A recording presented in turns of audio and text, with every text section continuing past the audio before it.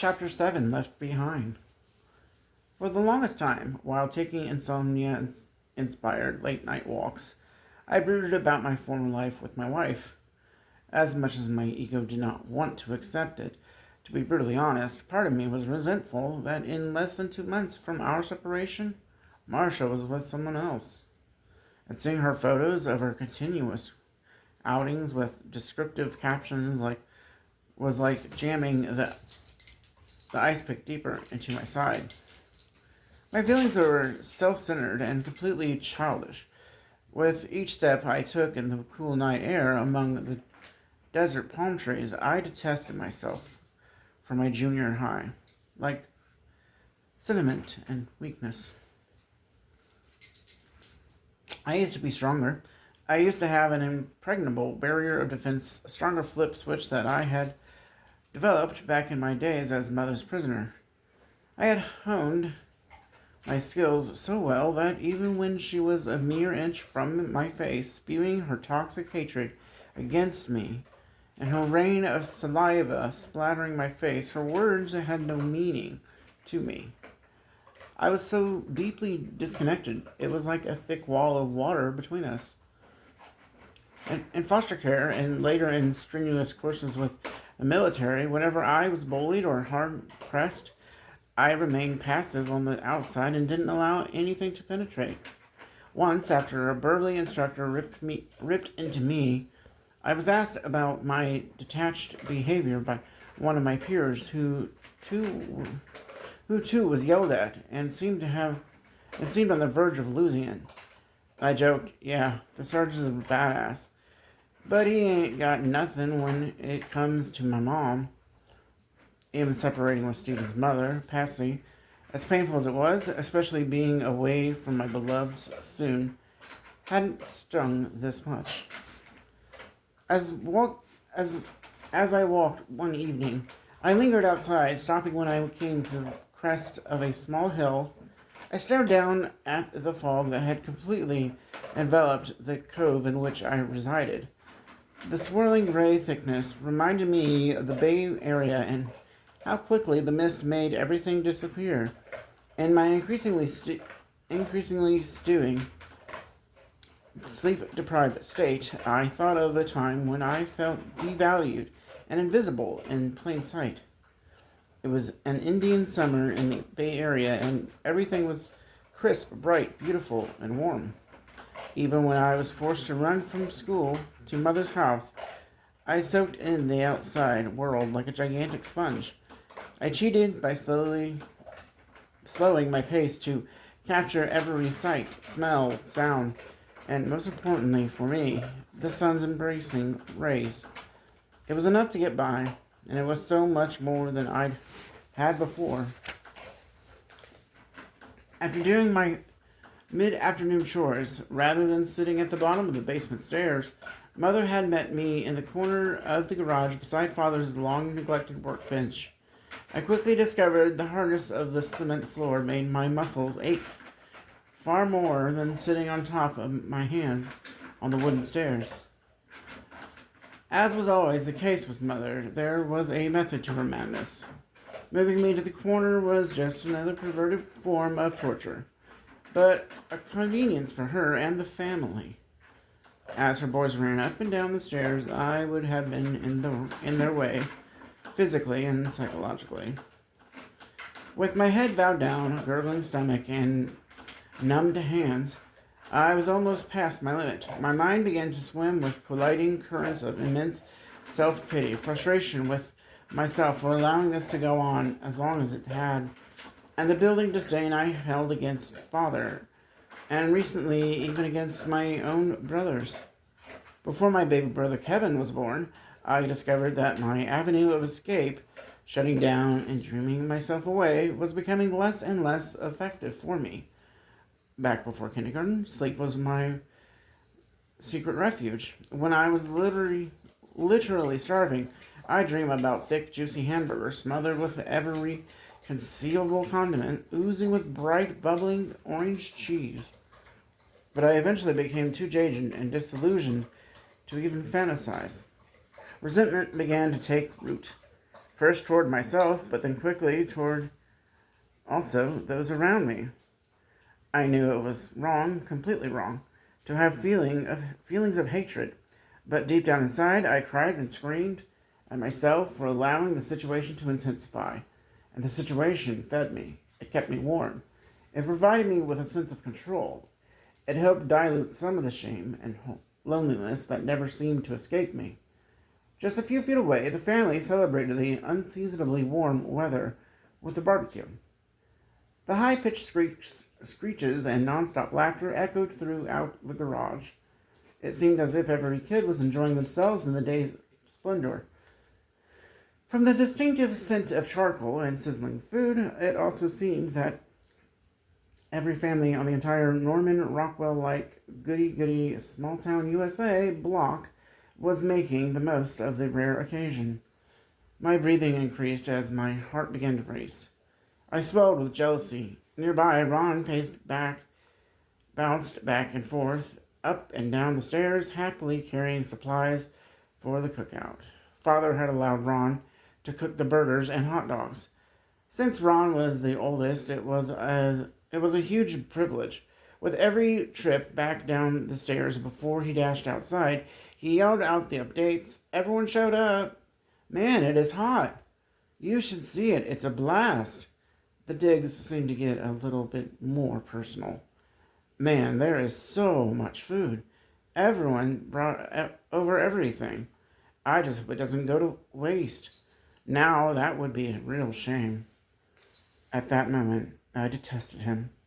Ron knew I was hungry, that I heard, felt, and practically drooled over every word. He knew that I shivered as he passed by. Ron was used to sneak me food, knew that I was real and that I did exist. While I was sure his statements were playful, Ron's words hit me like a sledgehammer. In a flash, I slipped. I lost control and abandoned all self-imposed discipline. I stepped outside of my protective shield, broke all the rules, my rules. With sarcastic punch, I boldly stated, "Thanks for the burger, man." Ron stopped in mid-stride. If it weren't for his right hand that gripped the staircase railing, he would have toppled head over. His eyes gleamed. I then picked up on his expression, which seemed to say, "I'm gonna tell Mom and you're gonna get it." I returned without a spoken word, like I really care. In reality, the incident lasted a mere second. Yet, by lashing out, especially to someone I truly cared about, it somehow transferred the weight of my pain away from me, if only for a moment. I fully understood my situation was not in any way Ron's fault, but over the years it had become painfully obvious to both of us that we were from two different worlds. Soon after Ron ambled back outside, I overheard the inevitable question arise. For the past few years, whenever a group of neighbors gathered, someone would inquire, "Kathy, where is that boy of yours, David?" I only catch a glimpse of him whenever he's running to or from school. Mother would always try to laugh it off. The first time I heard the question, Mother's hesitation belied her dismay. Someone had actually said something. Yet over time, the response simply became, "Oh, the boy's just sick. Touch of the flu. Caught a bad cold." That time, from the corner of the garage, as scores of individuals enjoyed the early autumn day, I heard it. The slight yet hesitant follow-up. "But Kathy, wouldn't the warm sunshine do David some good?" The world seemed to stop. The sound of silence suddenly enveloped the party. I could imagine Mother avoiding any eye contact, hoping to scurry away and do something, anything, other than stand in front of other adults and be held accountable. Well, Kathy," the guest continued, "what do you think?" "Well, it's like I said, the boy's sick, too sick. You wouldn't want him to pass it along. I'm sure it's probably contagious. Now, if you'll excuse me, I do have to go check on something." After a few seconds, I could hear the same lady speaking to someone else. Who does she think she's kidding? I asked her that same thing the last time. If it's true, that little boy is the sickest child on this planet. A new voice chimed in. Let me tell you. The last time I saw David, he looked like a ghost. Patsy, or pasty, pale white skin, sunken eyes. I tell you, it was just horrible. Can you imagine even having to look at that? And did you catch how Kathy doesn't even call him by name? That's just horrible. Just horrible. There's something definitely wrong, the First Lady replied. But a heartbeat later, the same voice transferred from concern to excitement. The burgers are ready. Let's go get us something to eat. I'm famished. Part of me was ecstatic that I was even thought of. That after all those years, someone had actually noticed my absence. That someone had stood up to Mother, even if just for a moment.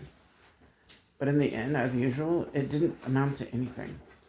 With the distinctive smells and clattering sounds from outside filling the garage, I became disgusted with myself. For God's sake, all I had to do was stand up and walk out for all to see. Then I could reach out, seize something to eat, and sprint off into the sunset. In less than a minute, my life would change.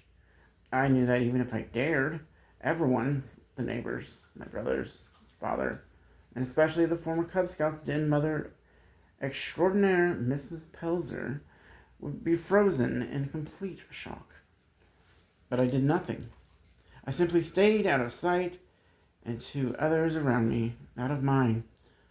Besides, my father, the one adult who knew what was happening under my parents' roof, but who too decided to turn a blind eye, was my mother's mother.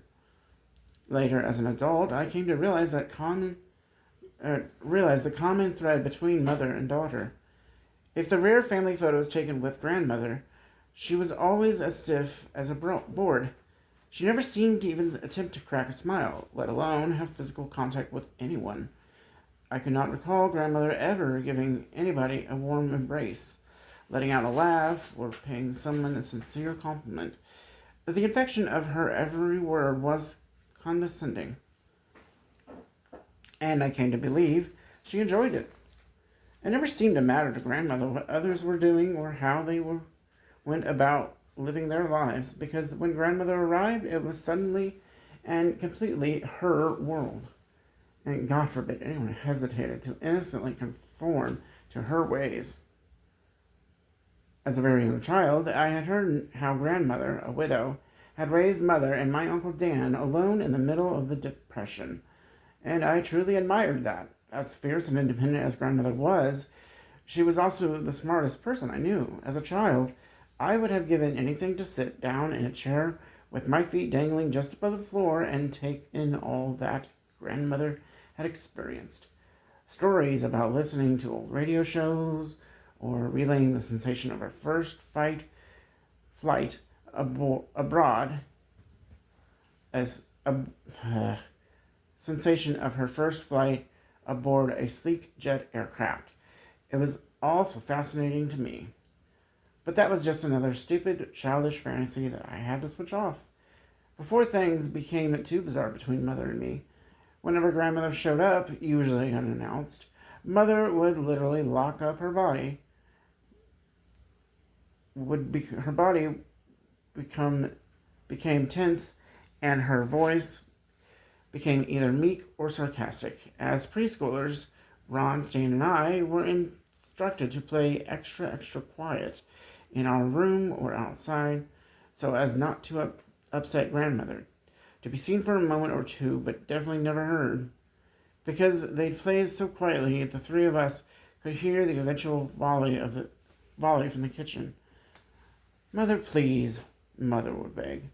Grandmother would huff. I don't understand. If it was up to me, I certainly would have done it different. Let me tell you something. Back in my day, I wouldn't put up with any of this. Not one damn bit. Not for one day. And I'll tell you something else. Mother, please. Our mother would fight to insert The children are going to hear you. Please. Jesus H. Christ, Rorva. I'm not saying one damn thing. Not one damn thing. The room would become quiet. Then, after a slight pause, Grandmother would resume. For God's sake, all I'm saying is you could have done better. I'm not telling you how to live your life. I'm not telling you what to do, but I could imagine Mother's face tensing as tight as a drum. That's all you do, all the time, every hour of every day. That's all you ever do. To Dan, his wife, his kids, my life, my husband, my kids. You've got your nose buried so far in everyone's life, telling how to live. It's a wonder you can barely breathe. Does anyone ever tell you anything ever? You put everyone through absolute hell, and you love it. Well, in my life, I never, Grandmother would say.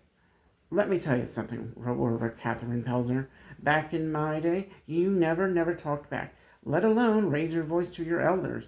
I am so ashamed of you. All I've ever wanted was... Grandmother would trail off, as if pain she endured was just too much to go on. Enough, Mother would state, standing her ground. Well, I certainly didn't raise you to be disrespectful to your parents. Parents, Mother lobbed back. Your father, well, that man is another story. To hell with him. To hell with you and everyone else. I did my best. I did all that I could. But it was never enough. Never enough for the likes of you. Never. And another thing. You watch your tone with me. I'm still your mother. Hell's bells. Back in the day, I remember when you got too big for your britches. That's when a good bar of soap crammed down that throat of yours, and a good sound thrashing would put you in your place. That's how you got things done, let me tell you. After every argument, Grandmother would depart, but not before reissuing a stern warning for the three of us preschoolers to be good. Starting when I was in the 5th grade, more than once Grandmother marched into our bedroom to find me staring straight into the mirror, stating, I'm a bad boy, for hours as punishment for my latest misdeeds. The first time she saw me in front of the reflective glass, I was surprised by her sudden presence and almost accidentally stopped. But out of fear of Mother, I quickly recovered. Hovering above me with her bony hands on her slender hips, Grandmother shook her head. For Christ's sake, if you're not the sorriest child I have ever known. She continued to stare down at me without a word, without a touch to my shoulder, before turning away and stomping down the hallway. In later years, when I lived in the basement, contact with Grandmother was reduced to her opening the door to the basement for a second or two. In February of 1973, after my parents separated, Grandmother made a surprise visit. In typical fashion, she began, What did I tell you? Did I not tell you this would happen? Did I? Well, I listened, knowing that Grandmother stormed off. Hell would follow. Yet they couldn't get enough of each other. If it wasn't the face-to-face battle royales, they blast each other several times a day on the phone for hours at a time. I came to conclude that they fed off of each other's complete and absolute misery. That February, just a few weeks before my sudden rescue, during her last visit, the last words I heard from Grandmother came when she flung open the basement's door and flipped on the light switch to examine me where I sat at the base of the steps on top of my hands with my soiled face tilted upward. She declared, Hell's bells, if that isn't cold. That day, for a mere second, I was almost certain that our eyes locked, but not being allowed to wear my glasses unless at school, I couldn't be sure. Deep down, for a split second, I had so craved not only that my relatives saw me, but that in some small way I mattered. Somewhere beneath the layers of hardened control and anger, I sensed a thread that Grandmother cared. I was forever grateful to Grandmother because she was in fact the person who had initiated my removal by personally calling social services on my mother a full year before I was rescued. Yet, Grandmother visited me only once at my first permanent foster home in South San Francisco. During the visit, I overheard her declare to my foster mother, Mrs. Cantans, I see no need to cry over spilled milk. It's really no one's damn business. Opening up Pandora's box never did anyone any good. What happens in the house should stay in the house. My protective foster parent jumped in. Excuse me, but you're not making any sense. Mrs. Cantans didn't know it, but she had just done the unthinkable. One, she interrupted Grandma, and two, she had the audacity to question her. After a short moment of silence, Grandma seemed to switch tactics. Well, I'm not saying it happened, and I'm not saying it didn't. Then what are you saying? My foster mother dared probe. Well, back in my day, grandmother prattled on as if her age-old wisdom should be instantly accepted without dispute. Later, as grandmother backed away in her boat-sized green four-door Oldsmobile, even though I happily waved goodbye to her, she seemed to stare through me as if I were once again invincible. Standing beside me, Mrs. Cantans stated the both of them evil, absolute evil. Many years later, when grandmother drove out to visit my then infant son, she badgered me relentlessly over dinner about not returning home to her allocated time. It didn't matter that flying for the Air Force was not a 9-to-5 job, or that on that day my crew and I had survived a lengthy in-flight emergency that required an extended debriefing. Grandmother's only concern seemed to be voicing her displeasure. When Stephen's mother, Patsy, tried to deflect grandmother by mentioning my volunteer work with troubled youth, as well as my working at the local juvenile detention center, before she could complete her sentence, grandmother bellowed, If you ask me, charity starts in the home, and if you ask me, most of them are spoiled rotten. I tell you what, if anything, tired of relaying my past in the dead of the night, I realize now I had a small child that was as much as grandmother declared everything. She really said nothing.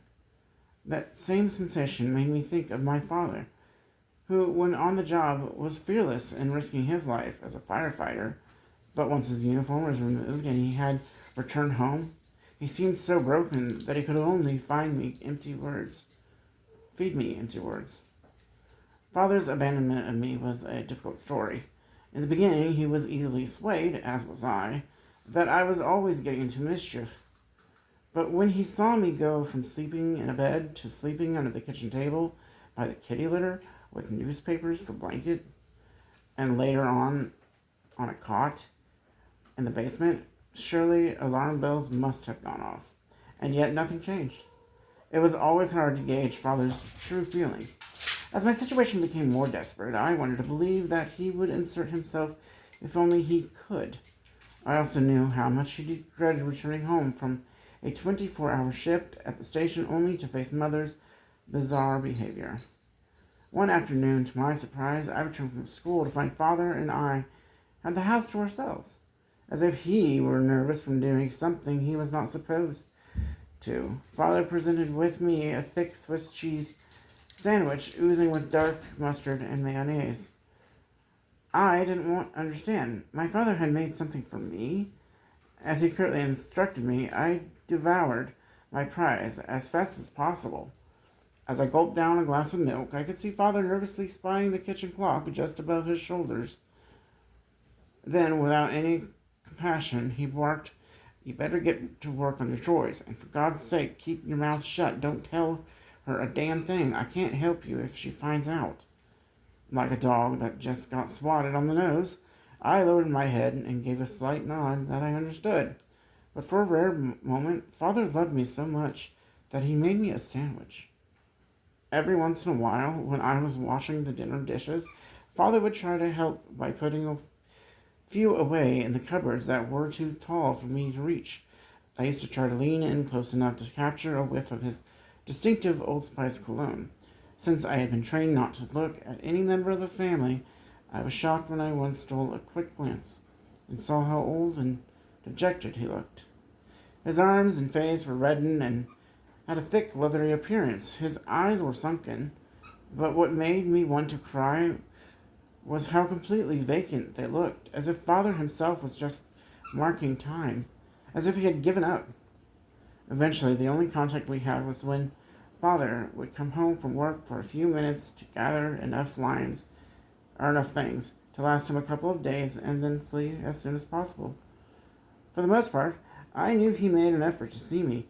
Usually I was performing some chore for Mother when he'd bend down and whisper, "One of these days, I'm going to get you out of here. You'll see. One of these days, I'll be back for you, Tiger." The first time he gave this promise, my heart seemed to burst. Not only had he actually acknowledged the situation and was finally going to do something about it, he had addressed me by my old childhood nickname, Tiger, instead of as the boy. Father's pledge was something to cling to. It became my psychological lifeline. But the long days turned into weeks, which dragged into the change of seasons, and nothing changed. It got to the point that Father's words had no meaning to him or to me. The last time I remember him giving me a thread of hope was while we were alone one afternoon, and he suddenly grabbed my arm and spun me around. "Christ Almighty, you smell to high heaven. For God's sakes, can't you just get in the tub?" And he stopped himself mid-sentence. I could feel my chest shudder. I was so ashamed of myself. I had been so obsessed with trying to meet every one of my mother's demands, as well as my own selfish quest for any scrap of food, that I never gave a single thought to how repulsive I appeared, let alone my odor. As Father grabbed a nearby washcloth and did his best to rub the layer of grime from face and from behind my ears, I imagined how much sensitivity he might have had for a kid he'd just snatched out from a burning building. As if to apologize, Father muttered, "Just give me some time, a little more time. You'll see, don't you worry. I'm going to make sure I talk to her. Don't you worry, Tiger." How I wanted to explode and shout, "One of these days? Wow, thank you for almost thinking of me. I'm sorry. I smell, but hey, wake up. It's not like this. She lets me bathe, let alone wear clean clothes. Are you awake to what's happened? One of these days. What are you gonna say? Gee, Rover, maybe you shouldn't gosh burn the boy. Maybe you shouldn't choke him until his eyes almost pop out of his head. Or maybe you shouldn't throw him down the stairs. Gee, I'm here, right now. Wake up, your son." From the deepest part of my heart, I had always known that my mommy was sick, that there was something that made her the way she was. But I still couldn't figure out Father, and all the endless hours I spent alone, shivering in the dark basement, fighting to understand my world. All I could surmise was that Father was simply broken. The day my parents separated, I wanted to die. Mother seemed delighted to humiliate Father by presenting him with his belongings in a cardboard box in front of his cheap motel. Before Mother sped away, leaving Father in the chilling rain, she allowed him, after he had asked for permission, to come over to the car and say a few words specifically to me. He nervously cleared his throat, then seemed